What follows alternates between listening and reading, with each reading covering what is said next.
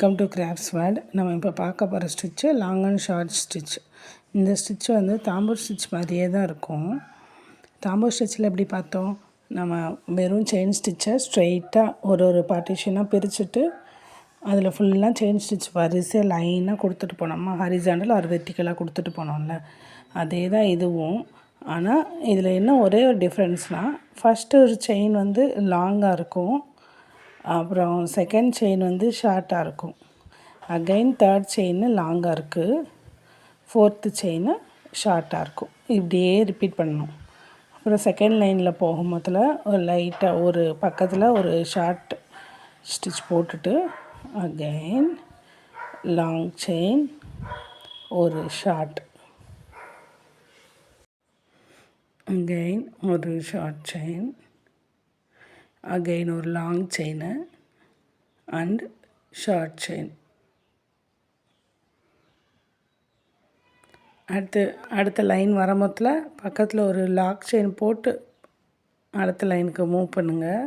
எனக்குள்ளே ஒரு லாக் போட்டிருக்கேன், லாக் போட்டு இப்போ முந்தின லைனில் ஷார்ட் செயின் போட்டிருந்தேன்னா இப்போ லாங் செயின் போடணும். அந்த மாதிரி long chain short chain, again ஒரு long chain and short chain. Finish பண்ணும்போதில் ஷார்ட் செயினோடு ஃபினிஷ் பண்ணியிருக்கேன்னா அடுத்த லைனில் லாங் செயின்லேருந்து ஆரம்பிக்கணும். ஒரு லாங் செயின் போட்டு அகெயின் ஒரு ஷார்ட் செயின், அகெயின் ஒரு லாங் செயின், ஷார்ட் செயின். இதே மாதிரி தான் அப்படியே ஃபில் பண்ணிட்டு போனோம். இப்போ நான் இங்கே கொஞ்சம் ஷார்ட் செயின் போட்டுட்டு இங்கே அகெயின் எனக்கு கேப்பில் வந்துட்டு ஃபில் பண்ணும்போது கொஞ்சம் குட்டி தான் கேப் இருக்குன்னா அவங்களே அடுத்து ஒரு ஷார்ட் செயின் போட்டு பண்ணிக்கலாம், ஒன்றும் பிரச்சனை இல்லை. ஏதாவது ஒரு இடத்துல பக்கத்தில் வந்து 2 ஷார்ட் செயின் மாதிரி தான் வரும், ஒரு எண்டில் ஏதாவது 2 முடிக்க மொத்தத்தில் அந்த மாதிரி இடத்துல வந்து ஒன்றும் பிரச்சனை இல்லை. ஆனால் பார்க்குறக்கு இந்த இது வந்துட்டு தாம்பூர் ஸ்டிச் மாதிரியே தான் இருக்கும். இது எப்படி லுக் இருக்குன்னா, தாம்பூர் ஸ்டிச்சில் வந்து ஃபுல்லாக ஒரே மாதிரியே வரும், ஒரே மாதிரி அளவு தான் செயின் இருக்கும். இதை லாங் அண்ட் ஷார்ட்டாக போடும் போதில் உங்களுக்கு பென்சில் ஷேடிங் லுக் கிடைக்கும். உங்களுக்கு சின்ன இமேஜில் ஷேப்ஸில் வந்து உங்களுக்கு அவ்வளோ டிஃப்ரென்ஸ் தெரியாது. ஆனால் இது பெரிய இமேஜ் ஒன்று போட்டிருக்கீங்க, அதில் ஃபுல் அண்ட் ஃபுல் இந்த மாதிரி லாங் அண்ட் ஷார்ட் ஃபில் பண்ணியிருக்கீங்க அப்படின்னா உங்களுக்கு அது நல்ல டிஃப்ரென்ஸ் தெரியும். நான் உங்களுக்கு 2 இமேஜ் வச்சு உங்களுக்கு நான் சொல்லி காட்டுறேன், நான் என்ன மாதிரி ஒர்க் பண்ணியிருக்கேன் அப்படின்னு சொல்லிட்டு. லாஸ்ட்டு நான் இங்கேக்குள்ளே ஷார்ட் போட்டு அகைன் இன்னொரு ஷார்ட் போட்டிருக்கேன் பாருங்கள். அப்புறம் லாங் செயின் ஷார்ட்டு, அகைன் ஒரு ஷார்ட் செயின் தான் எனக்கு கேப் இருக்குது.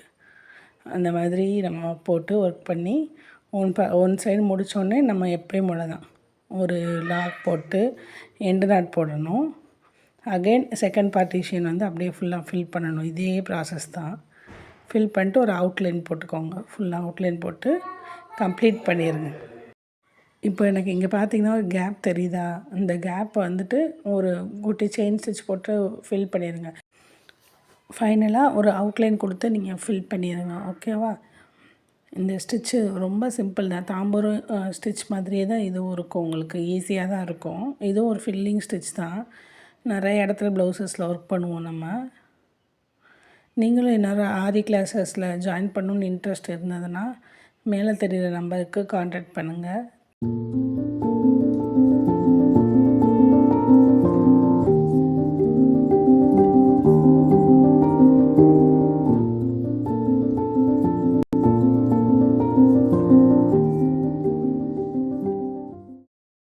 இந்த stitch Dhampur stitch.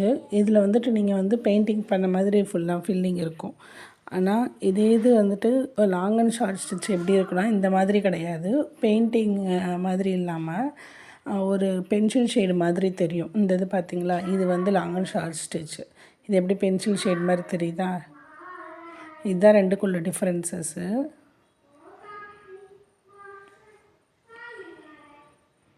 Thanks for வாட்சிங்.